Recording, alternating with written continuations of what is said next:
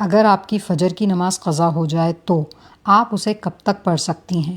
ظہر میں یا ظہر سے پہلے؟ جانیے، سب سے پہلی بات، اگر کسی کی فجر ہر دن ہی قضا ہو رہی ہو تو یہ تو بالکل ہی حرام کام ہو رہا ہے کہ روز ہی چھوڑ دیں۔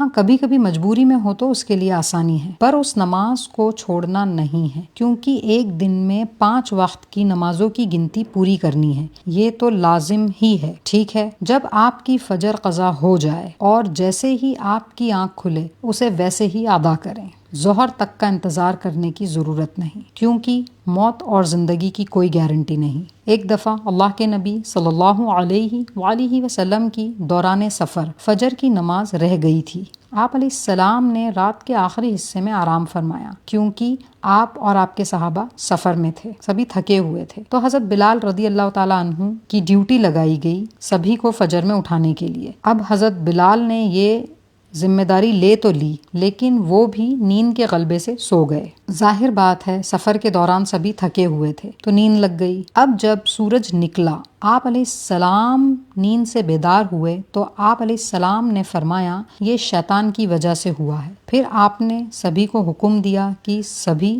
اس جگہ سے آگے چلو، کیونکہ یہاں شیطان کا غلبہ ہوا ہے۔ پھر آگے جا کر وضو کیا اور فجر کی نماز با جماعت ادا فرمائی۔ پھر آپ نے بعد نماز فجر یہ فرمایا اگر کسی کی نیند کی وجہ سے یا بھولنے کی وجہ سے نماز رہ جائے تو گناہ نہیں، جب یاد آئے فوراً اسے ادا کریں۔ اس شخص کے لیے اس نماز کا وقت وہی ہے جب اسے یاد آ جائے یا اس کی نیند کھلے، فوراً اس وقت وہ نماز ادا کرنے پر قضا نہیں کہلائے گی۔